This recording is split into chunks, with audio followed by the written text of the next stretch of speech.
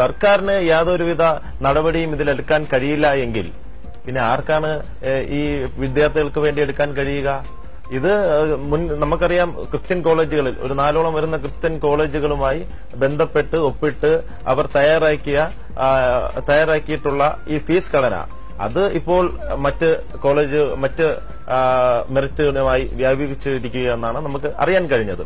അപ്പോ സർക്കാരിന് ഇതൊന്നും ചെയ്യാൻ കഴിയില്ല എന്ന് പറയുന്നത് തികച്ചും ഇരട്ടത്താപ്പാണ്.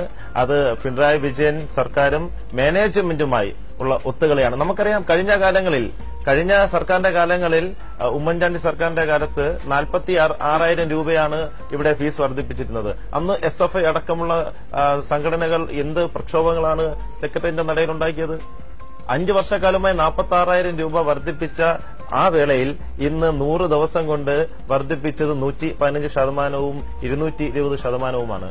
അപ്പോൾ ഇത് അവർക്ക് സാധിക്കാത്തതല്ല, ഇത് അവർക്ക് നേരത്തെ രേഖാമൂലം അവർ എഴുതി ഒപ്പിട്ട് കൊടുത്തുപോയി മാനേജ്മെന്റിന്, അതുകൊണ്ട് സാധിക്കാത്തതാണ് എന്നാണ് കേസ് പറയുന്നത്. ഇതിൽ തികച്ചും ഇതൊരു കുംഭകോണമാണ് നടന്നിരിക്കുന്നത്.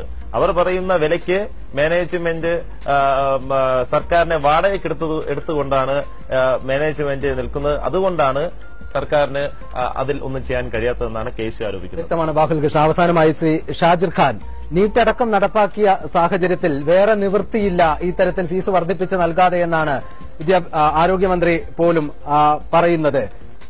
അങ്ങനത്തെ ഒരു സാഹചര്യമാണോ ഉള്ളത്, അതോ ശ്രീ ബാഹുൽ കൃഷ്ണ ഇവിടെ പറഞ്ഞതുപോലെ സർക്കാരിന്റെ ഇരട്ടത്താപ്പാണോ ഇതിലൂടെ വ്യക്തമാവുന്നത്?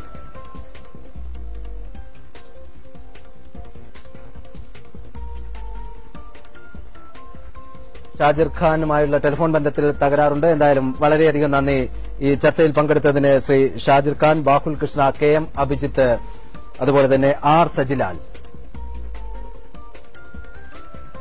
മറ്റു വാർത്തകളിലേക്ക്.